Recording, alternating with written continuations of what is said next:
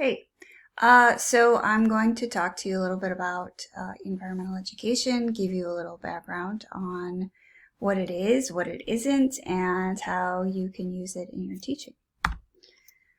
So environmental education is not the same thing as environmental science. Environmental education is a whole field within education that talks about how you can use the environment as an interdisciplinary field to connect a whole bunch of things. There are some goals of environmental education, mostly to help students feel connected to the natural world so that they might maybe in the future be willing to make some changes or take some action to help the environment. But the goals of most environmental education-based curriculum, especially the ones that we're going to talk about today, are more they'll usually say something like, teach them how to think, not what to think. So it gives them the pieces to put together and then leaves them to make whatever decisions they need to make in their lives for their families and communities. So here's a really brief history. I promise not to talk a lot about all this stuff, of the environmental education in the United States. Emerson and Thoreau are probably the most well-known authors early on. They wrote a lot about how they felt connected to nature. Aldo Leopold's The Sand County Almanac is still considered probably one of the best framings of environmental and conservation education in the United States. If you haven't read that ever, it's worth a read. Silent Spring by Rachel Carson, you may have heard about. That's not specifically an environmental education book talking about how to do environmental education, but it was certainly a big shift in the field because she talked about what was learned about DDT and how it was affecting birds. In 1970, the first Earth Day in the United States kind of ushered in a whole rush of environmental education in the United States. It became very important as part of the country's education fields. In fact, by 1979, there were environmental education coordinators in all of the 50 states. And actually Wisconsin, and then maybe to a lesser degree, Minnesota, were leaders in that field back then. And Wisconsin still is. Minnesota's kind of taken a little bit of a backseat to that for reasons that I'll talk about here in a minute. In 1977, there was the Tbilisi Declaration that happened in Tbilisi, Georgia. So the Georgia that's kind of near Russia, not the Georgia in the United States. And that was an international sort of proclamation of what environmental education is. And so the goals of environmental education that were sort of framed in that declaration were awareness, knowledge, attitudes, skills, and action. So we want to be able to teach kiddos and other humans to be aware of their environment, to learn about the actual pieces of the environment. So the knowledge tends to be what we focus on most in science class, but these other pieces are also important. So attitudes toward the environment. Do you like going outside? And skills, both to survive in the environment and to make things in the environment better. And then action.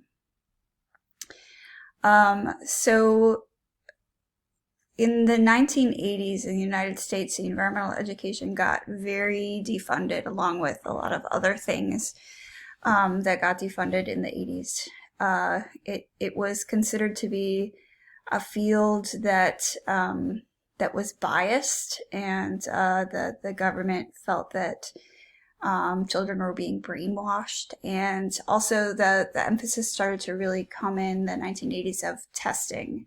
Standardized tests started to become very important, and environmental education, the goals are less about testing and more about skills. So in order to sort of put EE back into the mainstream arena in terms of standards, because the standards started to become really important in the 80s and 90s, the North American Association for Environmental Education developed standards for environmental education. And those were revised, but they're still kind of the main frameworks for environmental education today, although not many states have adopted them as part of the actual curriculum. They are used sort of as guidance for schools like North Shore Community School who want to frame all of their teaching under the umbrella of environmental education. And there are a number of schools that are doing that now. It's becoming more popular because of the next source, which was Lou's Last Child in the Woods, where he talks about the whole idea of nature deficit disorder and the fact that our kiddos are anxious and have problems with attention because they haven't been outside as much, and they just need to go outside and play in nature and connect with the earth more to help them to help their brains. And there are studies to support the idea that being out in nature does support students' cognitive and affective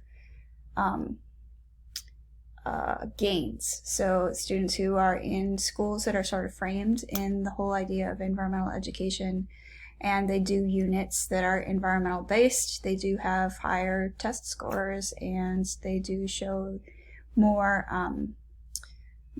confidence in general, as well as feeling more confident about being able to do things in the environment. Lately, kind of more recently, nature preschools have become a big thing. You may have heard about these because Duluth is one of the leaders in the country in having nature preschools, which I think is pretty cool because Duluth doesn't exactly have like the kindest weather, but the kiddos are still able to go outside. And the idea of nature preschools is not to get students, explaining the structure of a tree. It's more to just get students outside so that they're comfortable and that they can navigate the outdoors and kind of understand more about the world around them. So naming trees, naming plants, understanding how they all work together, and just playing is a big part of that.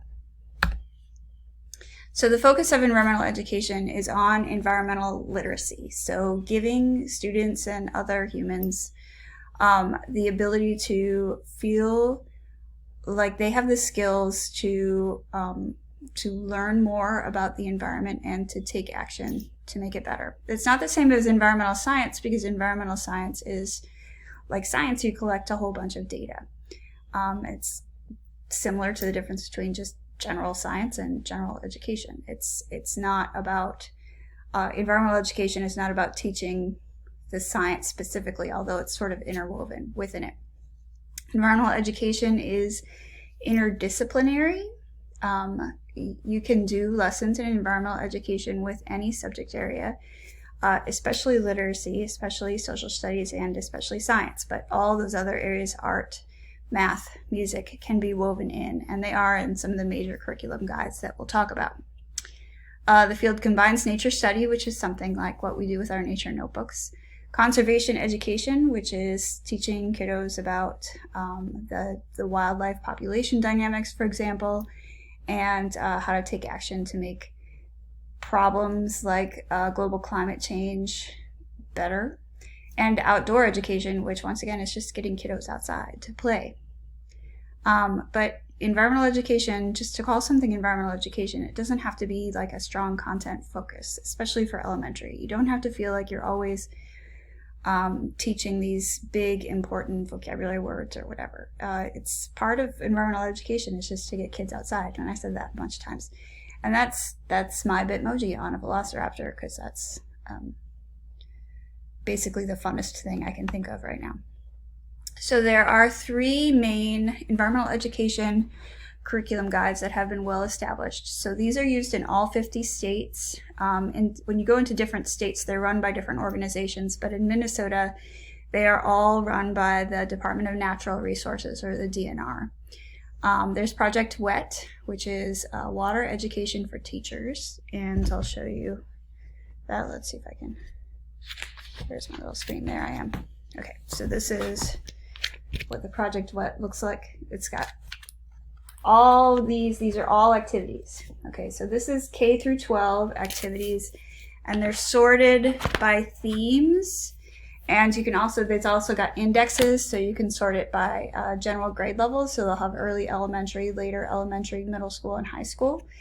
And they're sorted by whether you have to be outside or inside. They're sorted by, you can find an activity for anything basically that you want to teach about water. This is a great book to have if you're teaching the 4th grade, especially because they talk about water a lot.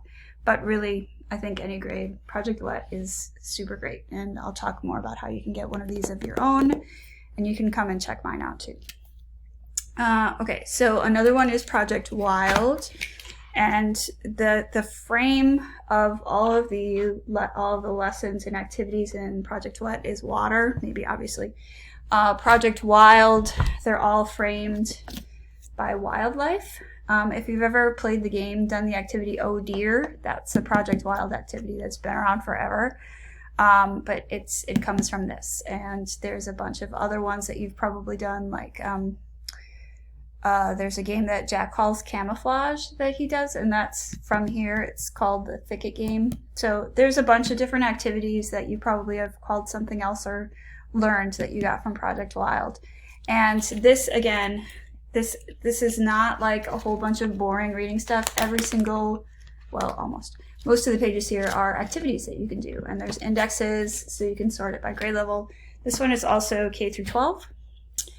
You can sort it by grade level, you can sort it by subject, and you can sort it by themes, this time about wildlife. And the third one, which I usually get a chance to do a workshop of, but because of COVID, I don't think I'm going to be able to, but luckily it looks like they have an online one. You just have to pay for it a little bit more. This is Project Learning Tree. One of the activities that you've done this week, that tree cookie activity, comes from here, and we'll do at least one more probably before next week is done. Okay, so Project Learning Tree, the frames of all the activities, it's the same basic setup. All of these are not done by the same people, but they're done by just a ton of teachers, and they've gone through a bunch of revisions. They've been around since the 70s,